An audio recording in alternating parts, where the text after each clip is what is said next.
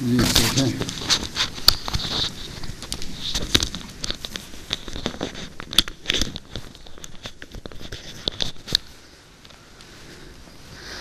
बारक अहमद तिलावत बिन अब्दुल्ला। अस्सलामु अलैकुम रहमतुल्लाह। أعوذ بالله من الشيطان الرجيم. بسم الله الرحمن الرحيم.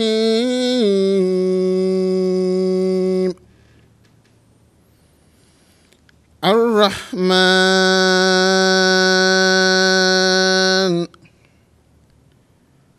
علم القرآن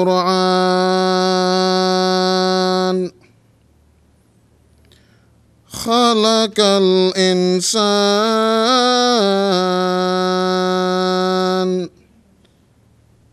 علمه البيان.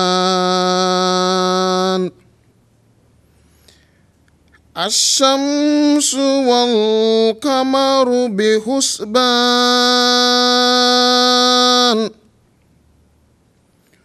والنجم والشجر يسجدان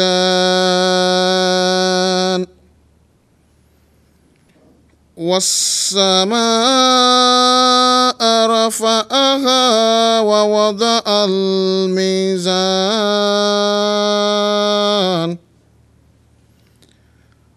ألا تطغوا في الميزان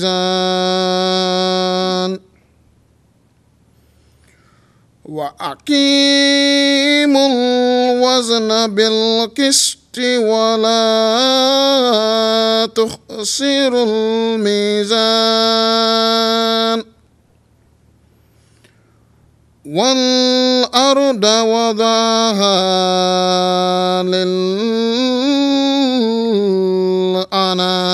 للأنام فيها فاكهة والنخل ذات الأكمام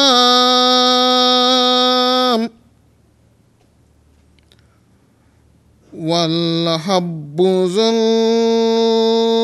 العصف والريحان.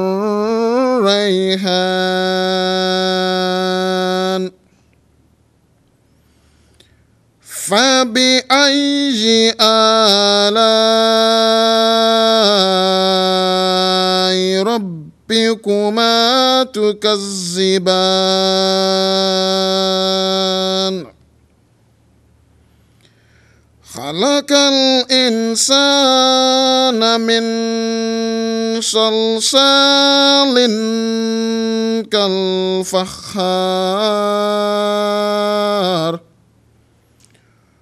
وخلق الجان من مارج من نار.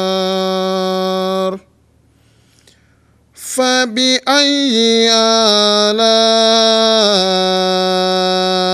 ربكما تكذبان؟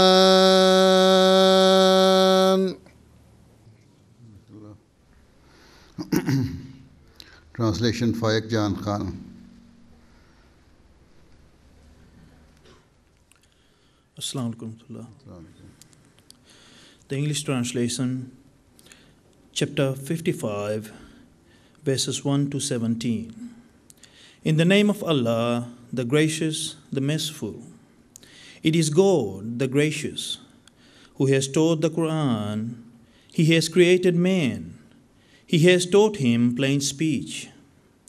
The sun and the moon run their courses according to a fixed reckoning. And the stemless plants and the trees humbly submit to his will. And the heaven he has raised high and set up a measure that you may not transgress the measure.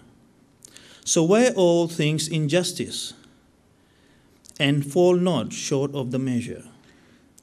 And he has set the earth for his creatures. Therein are all kinds of fruit, and palm trees with sheaths, and grain with its husk, and fragrant plants. Which then of the favors of your Lord will you twain deny, O men and jinn? He created man from dry wringing clay, which is like baked pottery, and the jinn he created from the flame of fire. Which then of the favors of your Lord will you twain deny? Amen.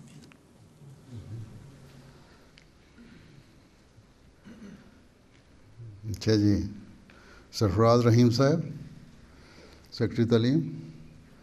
Are you from Fiji?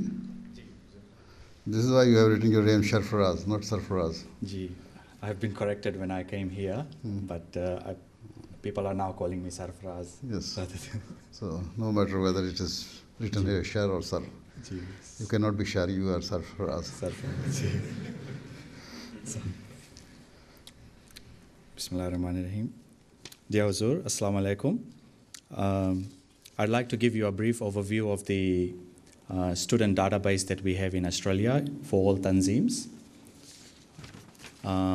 What you see here on the slides is the primary school students. So in terms of Atfal, we have got about 203 students, and Nasirat 201. So in total, we've got... This is all across the country? This is national. Yes, so nationally, we have 404 students in primary school.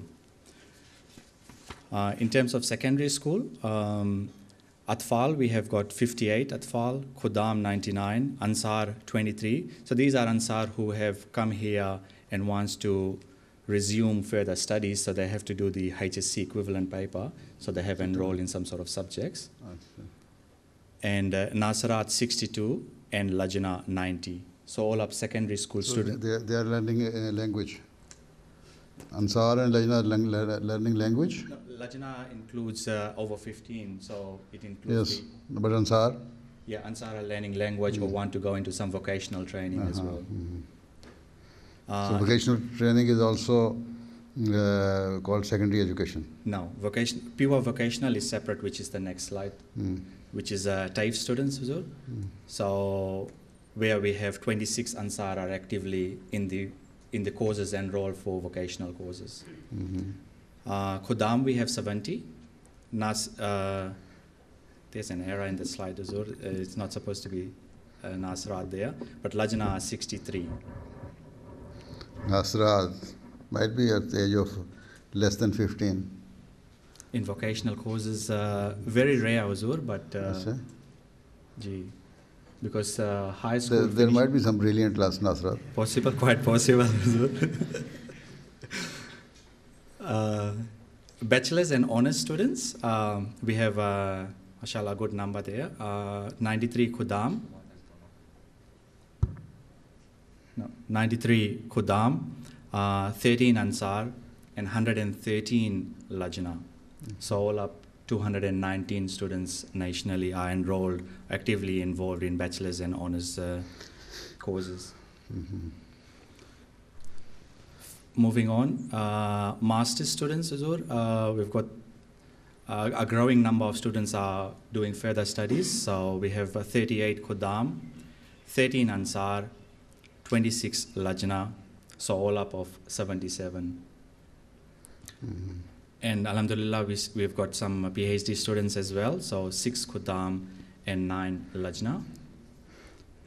Total of 15 students nationally currently enrolled in PhD. Those Ansar who had their certificates and medals yesterday, have they been excluded from this list? Yes. So these are currently enrolled students. So this data we're looking through today is all current students enrolled. Those who have received medals, they have already exited from these numbers. So the overall national total, we have got in some sort of education they're currently involved is Atfal 261, Khuddam 306, Ansar 75, Nasrat 266, and Lajna 301. So all up, just over 1,200 students are currently in active education. This is almost 20% of the total Ahmadi population in the country? Ji Huzur, it's quite close, yeah. I don't know the full tajneed, but so who can tell you the full tajneed? If your it attendance would was be about 5,000? tajneed? Huh? Nahi, kam hai, Huzur. Come with? Huh? 4,000. 4,000. 4,000. So that's 20. Then it's almost 30%. Ji. Hmm? Hmm? Ji, based on that, on 4,000, it is close to 30%. Yes, close to 30%. Ji. Or 29%. Ji. Sure. MashaAllah. And we got one more slide that's just showing it graphically in terms of, obviously you have the Lajna session after this, so Lajna will talk further on that, but Alhamdulillah, Lajna are fairly active in terms of even the medal distribution at Jalsa this year. In terms of them going for master's qualification and upwards, they are probably doing a bit better than Khuddam and Ansar. But you should ask Lajna, they can further their studies, but if they ever find good match for their marriages, they should marry first. Cheers. So in terms of the students sitting here, we've got about 55 students. We were to have about close to 90 and 100 students, but there's a separate session in Melbourne for students, so those students had to leave. But Alhamdulillah, we still got 55. There's 39 doing bachelor's courses, 14 doing masters, and been advised 2 are doing PhDs. So sitting among them are secondary school students and university students. Only university students University. doing bachelor's courses and upwards. Mm-hmm. Right. And most of the students, when I was talking to them, they requested for prayers as well. Sure. So you are requesting on their behalf? Ji, Sure. Okay. Allah make them to achieve all their targets and goals. Inshallah. Inshallah. Acha ji, presentation. That's all from you? Mm-hmm. Tariq Chauhan sir.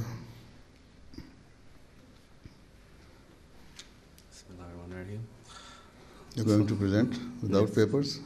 Yes. Without any aid of projector or anything?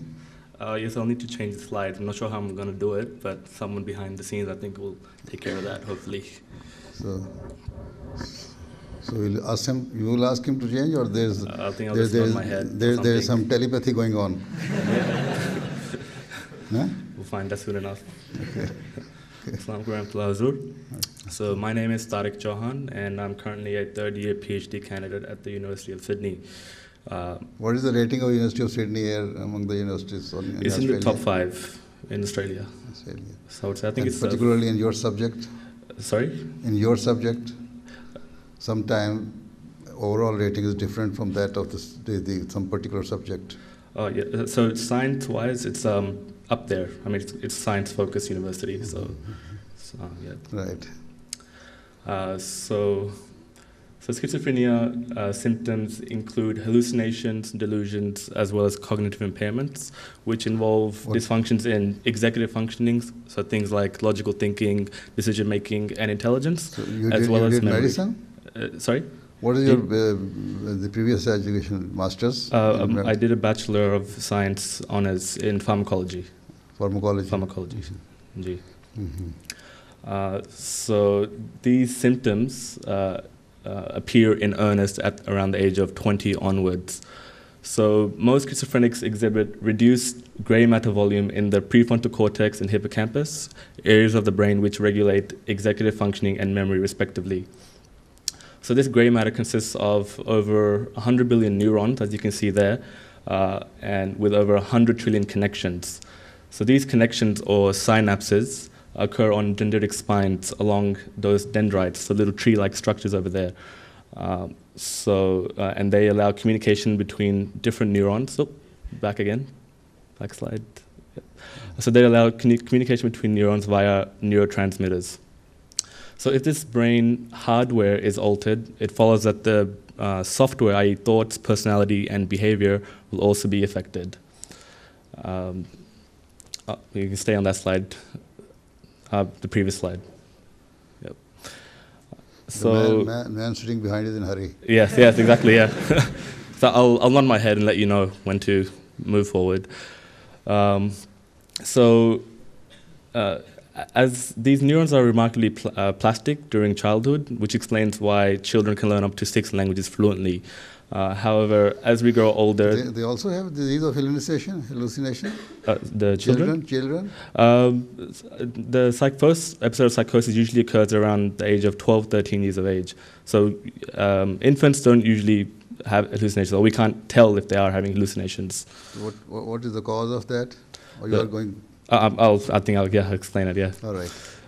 So as we grow older, the brain hardwires into place and we become set in our ways, essentially. So the idea is to catch this miswiring in the brain before adulthood in order to prevent the full expression of schizophrenia. But the problem is, unfortunately, we're not sure exactly why these brain changes occur. And also, the current antipsychotic drugs are administered in adulthood only, and therefore are only marginally effective against cognitive impairments, which are a major predictor of quality of life in schizophrenics. Causes? So the potential causes of disease, or the possible cause. What are they? So there are a number of factors which are thought to be involved in concert with each other, together.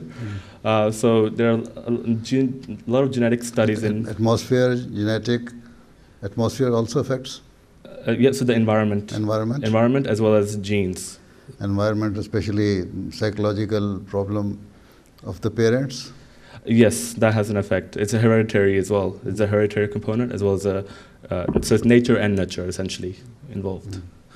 So a number of genes have been studied and have been shown to be related to schizophrenia onset. The gene of interest that I'm looking at is neuroglin-1. So this regulates a lot of critical early neurodevelopmental functions such as neuronal morphology, so the structure of neurons, as I explained before. A number of human epidemiological studies have revealed some environmental risk factors which may be involved as well. So all of these have stress as a common feature. So it is thought that both genetic factors as well as environmental factors synergistically interact to cause or induce schizophrenia. Schizophrenia can also be at a young age? The first episode of psychosis, hallucinations, that occurs around early teenage years. So before that, it's not manifest. Normally, it doesn't happen at the later age. So the full-blown expression of schizophrenia occurs once you're 20 onwards, but the early signs, the warning signs, occur around the age of 13, 14 years of age. Mm-hmm. So it's not after 40 years of once you're 40, then you're way past. You're beyond. Right. You can't be salvaged essentially at that age. It's very hard to. Mm-hmm. So my project. Environmental risks involve factors involve childhood trauma and complications during pregnancy of the mother. Yes. Yes. Sure. So it can be because of the psychological problem of the mother, pre-birth cause. So that's also a factor. I mean, in terms of complications during pregnancy, that can happen, spontaneously to anyone, and that has a stressful effect on the fetus. No, it happens. I know. Yes. Yes. And also winter births are also shown to be a factor as well, because opportunistic viruses can also affect the brain maturation at that early age of the fetus. Sure. So my project aims to model all these factors in adolescent neuroglin-1 heterozygous mice, which have a mutated neuroglin-1 gene profile. So I aim to observe schizophrenia-relevant behaviors and the corresponding changes in brain morphology. So during my candidature, I've stressed these mice at various intensities and at different time points, and I've run them through a battery of behavioral tests, as you can see there. Once I've completed that, I extracted their brains, fixed them, stained them, sliced them, and captured the images. How do the mouse or rats behave? Sorry? How do they behave? How do you do experiment on? Measure the different parameters, you mean? No. This mice and or rats, you do experiment on them. Yes. Huh? Ji. How do you measure? How do they behave? Okay, well, you can see the first test. It's called the elevated plus maze. So the more time that they spend in the closed arms, the ones with the fences, the more do they anxious behave as they are. human beings? They're similar. I mean, they have similarities. Obviously, their brains are much smaller, but their brain structure overall is similar to humans. So, do they have depression? Well, yeah, that's what we think they have. I mean, based on these behavioral tests, they exhibit certain symptoms which can be related to the human experience. So, just visualize how depressed a rat is. How will he behave? Yeah, we're sort of inferring based on these tests. So we're not 100% sure, but we have a good sort of understanding. Right. So once we get their brains, we stain them and get the images. So the aim is, just the previous slide still. Yep. So the idea is to, once this animal model of schizophrenia is fully developed, it will allow us to determine early onset and prediction of schizophrenia, and we can relate that to humans. We can also test novel antipsychotic drugs during early adolescence, not adulthood as they are currently, in order to either prevent, reverse, or delay the expression of the symptoms that I mentioned earlier on of schizophrenia. Drug addicts also have more percentage of schizophrenia, or drug addicts have are more prone to this? People who abuse drugs like cannabis or amphetamine, they have a larger incidence of schizophrenia in those populations. Only some special type of drugs, or alcohol as well? Alcohol, not so much. Because it is said when you take a peg of alcohol, it kills thousands of your brain cells. Yes, that's true. But it affects a different sort of neurotransmitter system, the GABAergic, the inhibitory neuronal system, whereas schizophrenics, they have changes in another neuronal pathway. So I mean, alcohol may have a negative effect, obviously, but the other drugs like cannabis and definitely has. Alcohol definitely has. Yes, that's correct. So yeah. Yes. So yeah, next slide. So this is just me in action in the lab. I'm using a gene gun technique to stain neurons. Is it you? That's me, G. Are you drilling, or what are you doing? So I've got this, it's called a gene gun. So I'm actually shooting microscopic tungsten beads into a brain slice. Slide, G? Slide. Is it a slide? Yes, slide. Yes, slice. A slice of brain, fixed brain. So they just they're laced with fluorescent dye. So then once I've shot the actual brains, literally shot them with this gun, I can quantify that slide is very thin film of the brain. Very thin slice. It's probably 10, 20 microns long, thick. So how do you inject it? So we actually don't inject it. We actually use high pressure to propel these particles into the brain. So it grows there. G? Or whatever you are injecting in it grows there? It actually just gets embedded into the neuron, and then the liquid fluorescent dye flows through. And becomes a part of that? Yes, G. Sure. G. And this is just an example of a neuron being quantified using a dedicated software program in my lab. Then? So that's it. Any question? Scientists are sitting here. They should ask question. G. Assalamu alaikum. There's talk in the news that they're planning to map the brain. Will that help your study in any way? Yes, definitely. I think that's the Blue Brain Project, I believe. Yeah, that will map out all the neural pathways and allow us to, I think, in real time determine the changes in certain brain regions. Once you perturb a certain region, another region will be affected, or other regions. So that will greatly enhance our knowledge, especially with regards to mental disorders and in particular schizophrenia. Inshallah. So, are you doing only research or trying to find some cure for it? So I'm actually just looking at one small piece of the puzzle, essentially. So there's a lot of research going on. Jigsaw. Just one, very big jigsaw puzzle. I'm just looking at a very small piece. So we'll just add to the ocean of knowledge. It's one drop, essentially.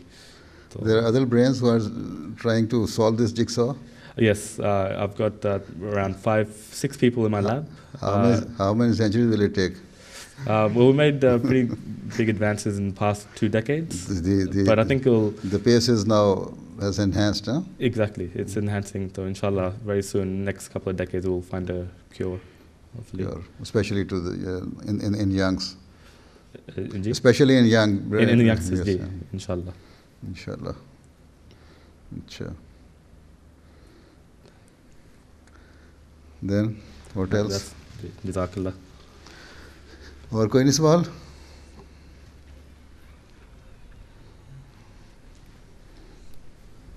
इनसे करना है सवाल? नहीं हजूर इनसे तो अस्सलाम वालेकुम। वालेकुम अस्सलाम। मैं थोड़ा बहुत ब्रेन की स्टडी मैंने भी किया है। तो ब्रेन के 4 पार्ट्स होते हैं, सेरेब्रल और लिम्पिक। जी। तो ये हेलुसिनेशन जो है ये कौन से ब्रेन के पार्ट से ताल्लुक़ रखता है? So the thalamus, which regulates incoming sensory, audio, visual sensors, this is the region which is affected. So there's certain receptors which are altered, serotonin receptors, and they cause influx of too much information, which is essentially what a hallucination is. Too much information coming in all at once.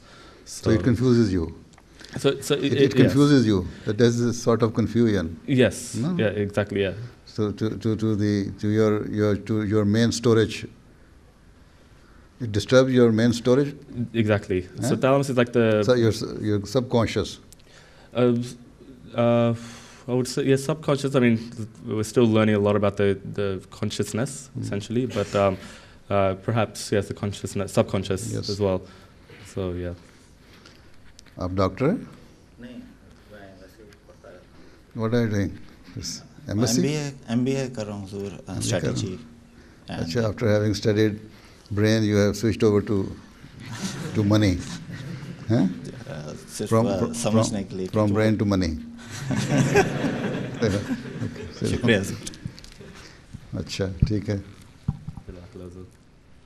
Okay. Next, Abrar Ahmad Saab. So my topic, my name is Ahmadiyya Ahmad, and this is my second year PhD. I'm student of University of New South Wales.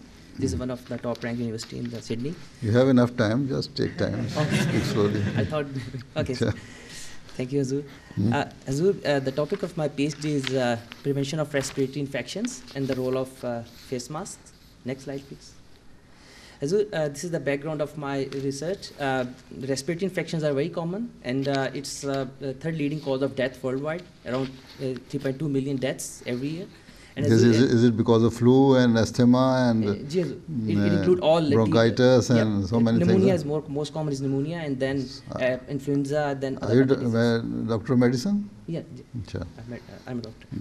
Then this is the leading cause of death particularly in the low-income countries. So the main problem of respiratory infections. What is the cause of this infection, widespread infection or epidemic spread in Adelaide? They say it happens every year. Yeah, so different flu epidemics are every year it occurs. It's only single type of strain or different strains? No, it is usually different. Like there are two type of. This is my next. Our focus is mainly seasonal influenza. All right. Pandemic. I should be patient, huh? No, so just I want to.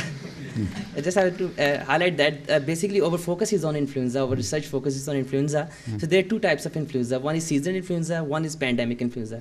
So seasonal influenza is like every year there is a different, we get flu. So this is common flu. This is seasonal influenza.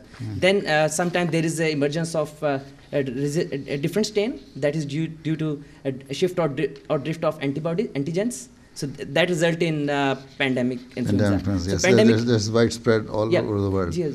And they are fearing this time during the Hajj. Hajis will get it. Yes? Yeah, this is the problem because pandemic, like recently there is a swine flu. Everybody have heard about swine flu, and then there is recently in China there is H7N9. This is a big threat but luckily it was contained. And then currently there is a new virus. Is it true that this type of strain is present in the world, or just some big companies want to sell their medicine? This is why they just raise this issue and then. No, so this is the strain is there because strains actually what happened that influenza virus is same, but usually it changes shapes. Like it change the antigens is changed. Usually when it go into the bird, and then from bird sometime pigs, and then from pigs to another human or some other person. So usually it changes it shape. So the normal influenza is not very dangerous, but whenever it changes shape, so our body is not immune to that. So the root cause is those animals. Like swine flu, basically it was changed in the swine pig, so that is why it was called swine flu, because the pig usually called mixing vessel, because that is another reason probably that pig is not good, like because most of the influenza virus they are mixed in pig, and the pig is called mixing vessel. Like human influenza and then bird influenza, they are mixed in the pig. So usually that result in the new strains. So new strains are always very dangerous, like because we don't have immunity against the new strains. So like if it is a massive, so sometimes it's very dangerous. Like first pandemic influenza. So in other words, the pig rearing is the hatching ground for influenza. One of the cause of influenza. Yeah, birds are one cause. Quran is right in saying, Islam is right in saying that you should not keep it. Right, because there is two sources. One is bird, that is usually avian influenza, and then there's a pig. This is other type. And also like in Spanish influenza in 1918, it was around 50 million deaths due to pandemics, and recently in this swine flu. How many? 50 million? 50 million, Jesus. In 1918. 18. First pandemic. That was, yes, massive. Yes. And recent it was around 0.25 million, around 250,000 deaths in swine flu. So basically our focus is around the how we can adopt different measures to reduce the spread of flu. So next slide, please. So there are different preventive methods, like we can divide it into two: pharmaceutical and non-pharmaceutical. Pharmaceuticals are common, like vaccine and drugs, and then there are a lot of other non-pharmaceutical. And now there's a new research going on in the UK. They say they have found a remedy of all the present strains of the flu. Is it right? Or it will take some 2-3 more years to. What happened that, like, whenever they prepare seasonal influenza vaccine, but they do that, WHO has a very good surveillance system. So they collect strains, the currently circulated strains from all over the world, and all those strains are included in the vaccine, influenza vaccine. So UK scientists have now succeeded in making that vaccine. Yeah. So they which covers all the strains. So all available strains. All available strains. Yes. But because if there is a new strain, so that is always very dangerous. Yes. So, yeah. So because whenever there is a pandemic influenza, the most common. The human being cannot compete with Allah's will. Yeah. Yes. So pharmaceutical measures, basically, they are very good. Like vaccines are very good, drugs are very good, but usually in pandemic influenza, they are not effective, because when there is a new strain emerge, so there is no vaccine against those strains, and there is no drug against those strains. So basically, we have a very good. So whenever I give you a tip, whenever you have, you start sneezing, with the start of first sneezing, you just take Aconite 1000. Right? It will cover at least 50% of your problem. Then you can treat your influenza. It is normally said that if you treat influenza, it takes 7 days. If you don't, it takes 1 week.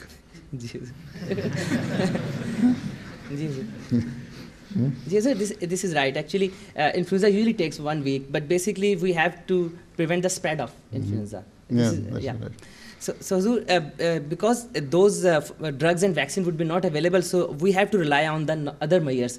So basically, we have a very large group in our university which is working on different things like vaccine, drugs, and hand The hygiene. big gatherings are also cause of this, and I Yes. could see so many people here with flu came from Adelaide, Yes. and they were mixing up with this in our jalsa with the people here. So they might have Yes. caused influenza to some of their. So this, yes. So you you see, know, usually it is called 1 meter distance, so Yes. 1 to 2 meter distance. So like if you cough or sneeze, so your germs are around 1 to 2 meter distance. So if somebody breathe around that distance, so they can easily. So this is one mode of transmission. Then second is around hand, through hands. If you shake hand, and so this is other.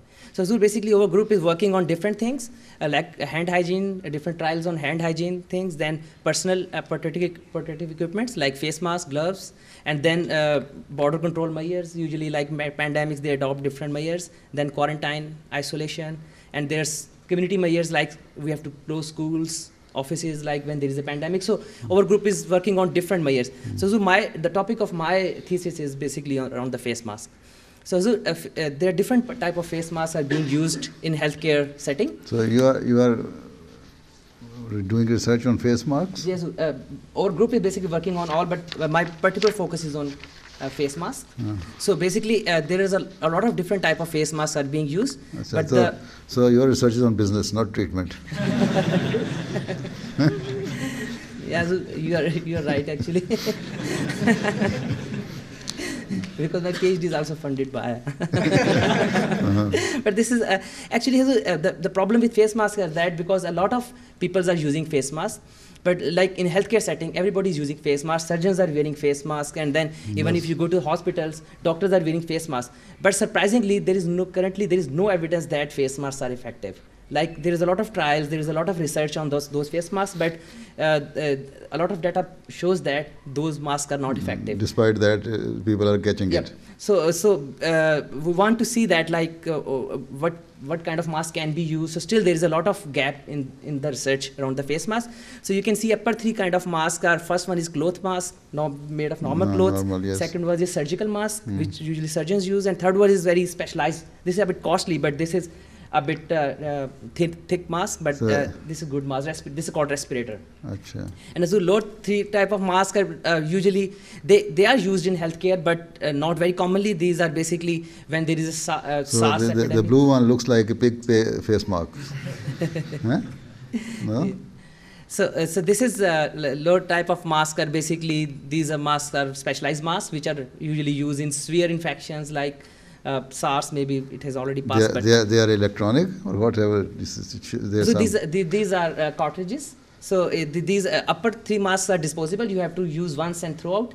So these lower 3 masks are disposable. These are filters. The filters, yeah. This is cartridges. So you have, once you use them, you remove those cartridges and you can place the other cartridges. Right. So this is half face piece. Then the second one is full face piece, and the third one is basically air purified, like it supplies air as well. So like if there is you don't want to breathe the contaminated air, so it will supply air as well. So basically, So next. So my the basic research outline is that we want to see the role of face masks in protection of respiratory infections in healthcare workers, and the study is being conducted in various countries. Data is coming from different countries, but the main focus is in Pakistan, China, and Vietnam. A lot of data is coming from those three countries, but some data is also from other countries. Are you sure that the research being conducted in Pakistan is really being conducted? Yes. Or they provide you cooked data? So this is actually a big concern. You're absolutely right. Actually, there have been some bad examples. I know the researchers. They just sit on the table and then. Yes. Actually, I have been previously working with WHO in Pakistan, so I have very good. And you have there. Good experience of it. Yeah. So I have a good research team in Pakistan. So they are working with me. So they are collecting data on my behalf. So for the other 2 countries, I went to Vietnam last month and I myself collected some data. And this data is collected from the urban areas or rural areas? Mainly from the hospitals. Or from the hospitals? Yeah. Now, from hospitals of both areas, urban and rural? Ji Hazur. Huh? Ji Hazur. It's a random. It's not random. Basically, we selected cities because it's not possible to collect data from all Pakistan. No, not like all Pakistan, but you can choose the areas on random selection. In Pakistan, we selected Punjab and we collected data from all hospitals of Punjab, like big hospitals, then tertiary care hospitals, then DHQ hospitals. So we collected from all. So then basically we want to see that what kind of masks can be used, and then we want to develop a guideline particularly focusing on. So you're doing research in Pakistan. Have you included Fazl Hospital in it? You should. So this is all actually up to secondary level hospitals, public sector hospitals. Yeah. But private sector should also be. Next. Now, Fazl Hospital has also been recognized as the students' training hospital. Those who have qualified their MBBS for doing their house job. Fazl Hospital has also been included among those hospitals who can give this facility the house job. Huh? So I think. Inshallah, next slide. So I have already explained this thing that a lot of issues around the face mask. So this slide is almost covered. So can I go to the last slide? Next slide. So this is my last slide. So this is just a brief overview of the research. It is being I'm conducting research in basically in four phases. In first phase, I reviewed all guidelines and the other policies of the countries, WHO and the CDC policies, like what they are recommending. And already this is very good review, and already it is published. 2 papers I have published in international journal on that review. So then at the second step, I'm conducting survey in hospitals in 3 countries, with China, Vietnam and Pakistan. More than 100 hospitals would be surveyed, and we will collect data, and we will also collect the samples of masks as well. So we will then test those masks. Are they feasible and economical for those people, poor people? So just we are collecting 1 sample from each. 4 samples. Not one sample. So you want to protect the people from it, or doctors? So this study is basically for the doctors first, like because the main infection threat is to the doctors. Achha. And then maybe there's some other one of our group is conducting. All those patients who come to the hospital. Infection which is caught by the patient in the hospitals is more dangerous than any other infection. Huh? This is called source control. We are also working on that as well. Achha. So then you should provide masks to the patient's house. That is a separate trial by our group. We are providing masks to the patients, and then we are seeing the rate of infection in the healthcare workers. So that is another study. Patients are already under the burden of the medicine. It's too expensive. So you are going to put another burden on them. Yeah? Achha. And then as the next phase, we will test. We are collecting 4 samples from each hospitals for different kind of masks, and we will test those masks in the laboratory. We will test their design and then filtration capacity through different tests. And then finally, the aim is to develop a comprehensive guideline for the mask use in low resource countries, particularly that what they can do in case of routine illnesses, and in case of pandemic threat, what is the role of mask. So our other colleagues are working on the hand hygiene and other border control, the other thing. Then finally, the aim is to develop a comprehensive infection control policy for developing country in case of the pandemic. From all of this, what I have concluded is this: to encourage mask makers to make more money. In one sense you are right. Of course, mask companies are promoting that research because there is no evidence against for those masks. So, but this is a kind of double-edged weapon. Like if we prove that masks are not effective, so in that case, probably use can be reduced as well. Yes. Achha. That it's a very big mafia. If they like you to prove it that it's good, you will prove it's good.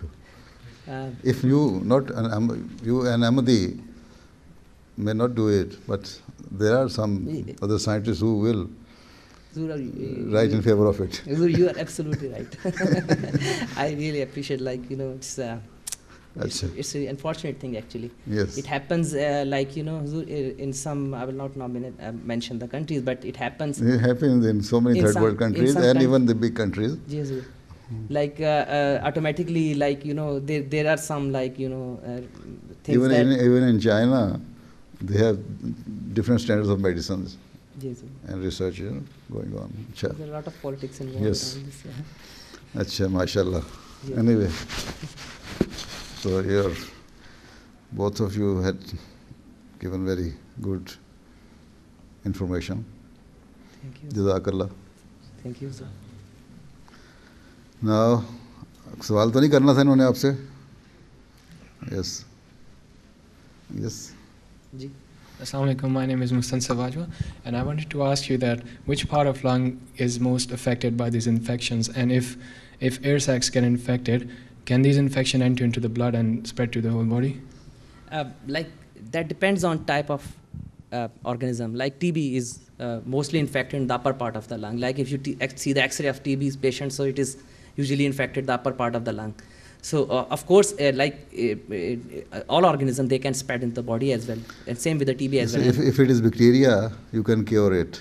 If virus, you could not. Usually, there is very good virals as well. Achha? So virus can be cured. So you have evolved such type of antiviral medicine? Some antivirals, it's not against all viruses, but some antivirals are good. Like even for this influenza virus, there is very common drugs available which you can treat influenza as well through antivirals. So for some viruses, antivirals are available. It doesn't give you any side effect. There are for all drugs there are side effects. There are, but not any. Generally, it's not very severe side effects. And can these infections be cancerous? There are infections.